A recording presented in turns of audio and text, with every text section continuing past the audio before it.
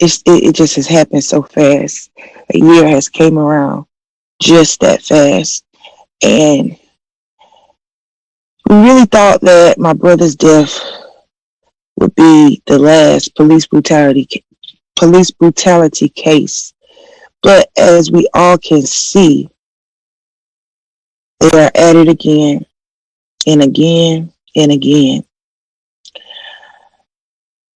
But with the passing of this George Floyd bill that I know the president will sign, we don't know when, but I have a good feeling about this bill being passed that will protect these families from hurting and weeping, because these police officers need to be held accountable for their actions.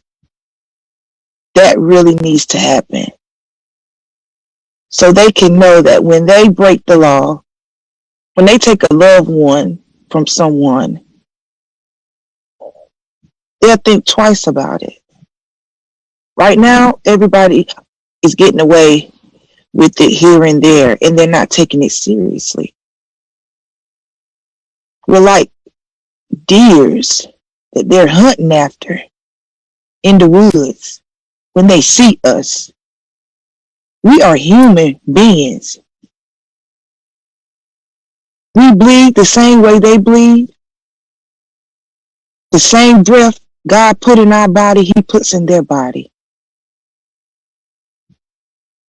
So there's no reason why this should still be happening and nothing is being done about it. But once again, my brother striked a change in this world.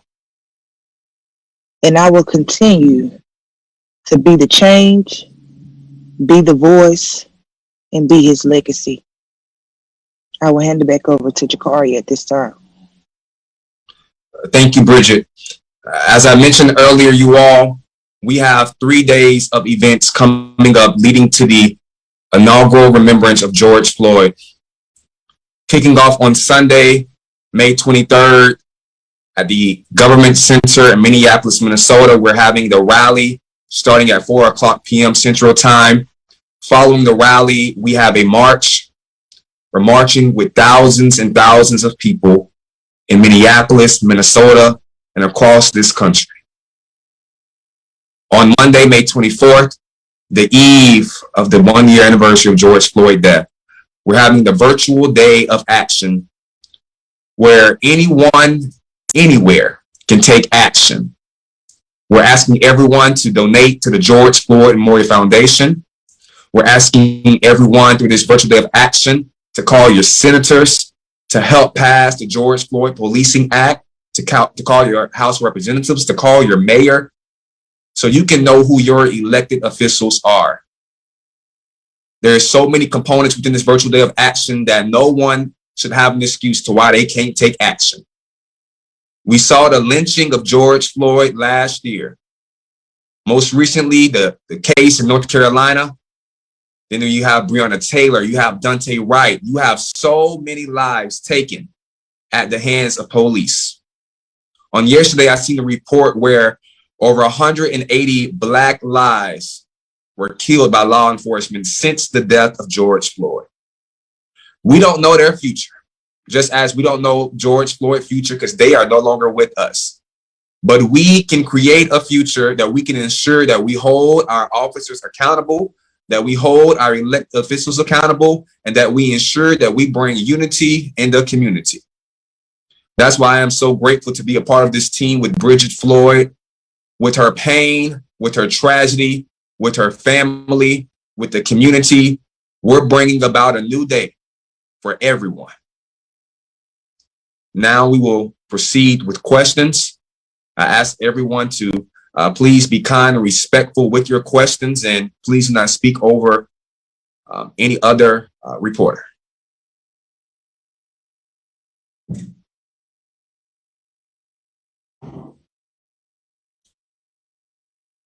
Jakari, let's make sure they're unmuted if they were muted. Give me 1 second.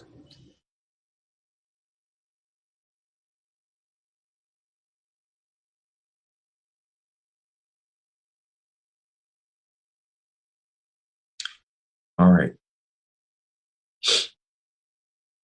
We can have your first question.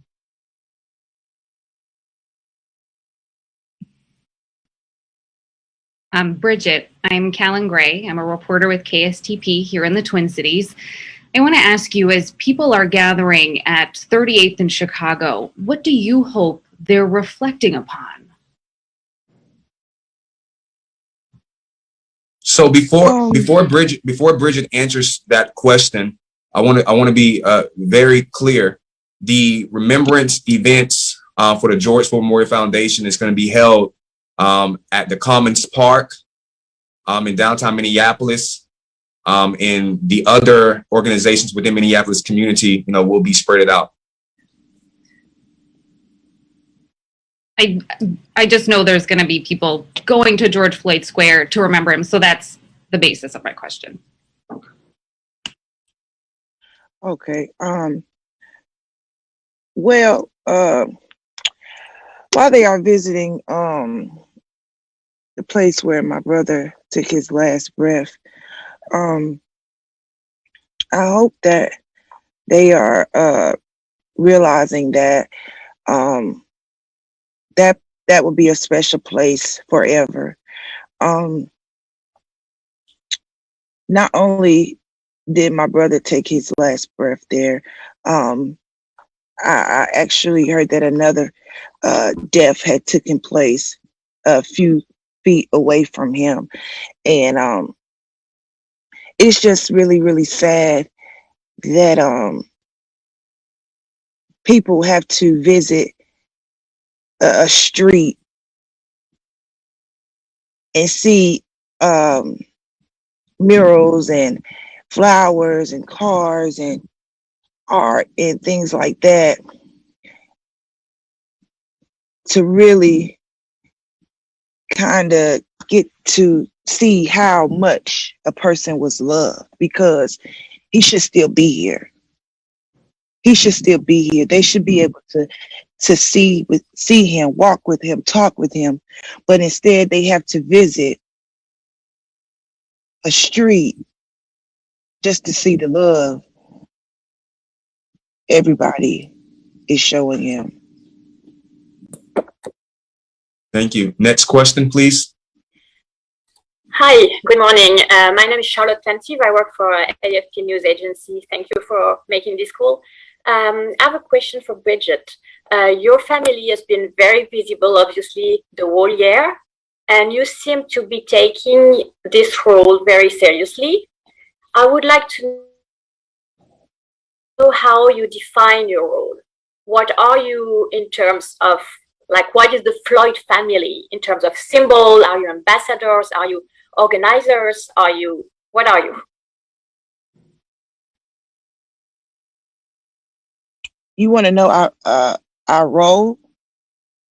Yes, please.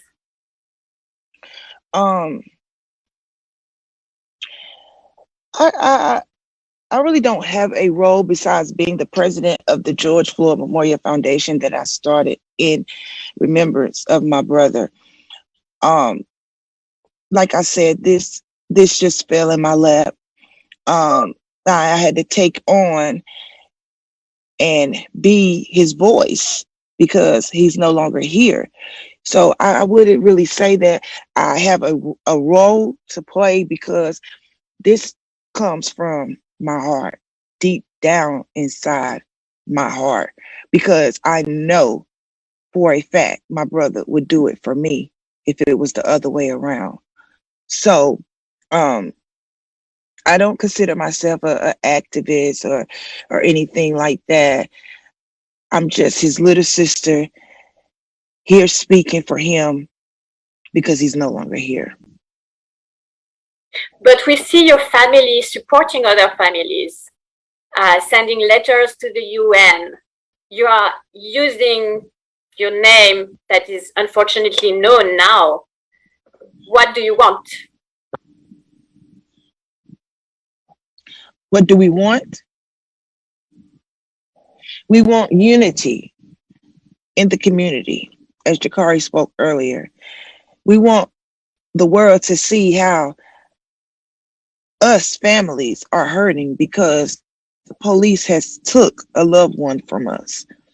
So we feel each other's pain. We feel each other's struggles with this.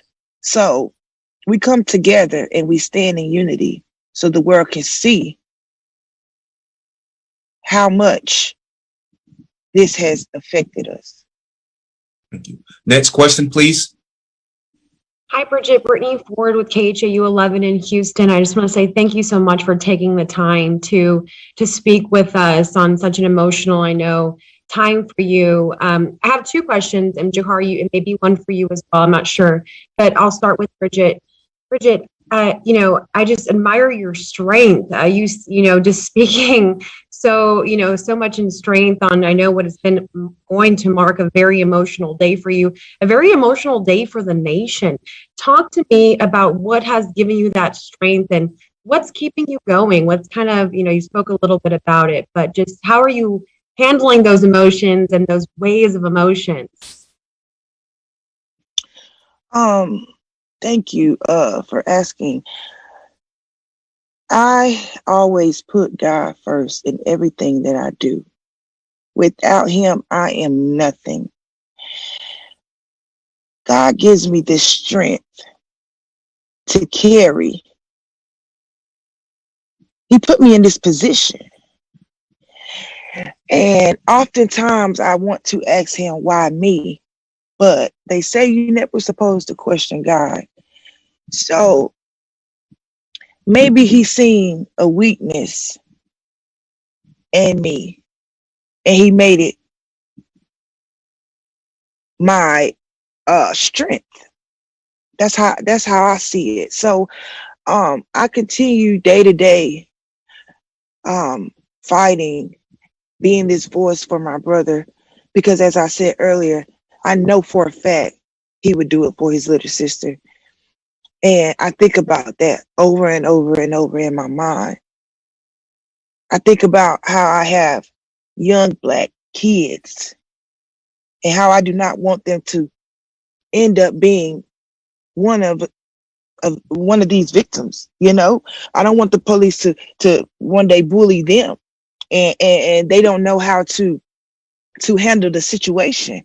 So I talk to them and they see that I get out here and I put my boots on and I go and do what I have to do so the world can hear me, so the world can hear what Derek did to my brother, what he took from us.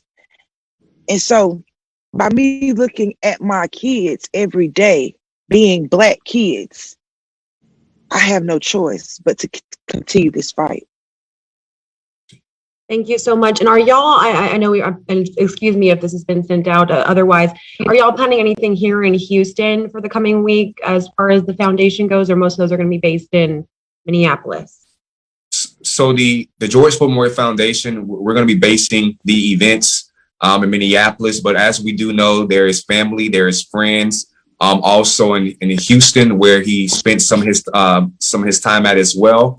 So we know that there's going to be events for George Floyd in probably every single state of the country. Next question, please. Nothing specifically from y'all, just to get this clarification. From the George Floyd Memorial Foundation, no.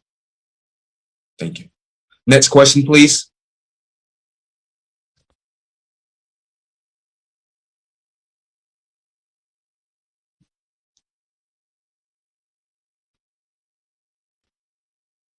The next question, please. Hello, this is John Krolman from CARE TV in Minneapolis. Thank you very much for speaking to us today, and to Bridget, I'm very sorry for your loss. What would you say to those out there who are still, wrestling with this whole idea of police reform? What would you say to get, maybe white people out there to understand just the trauma that is being inflicted on people in the community? Well, the first thing they should do is wake up and look at reality. A little broken up.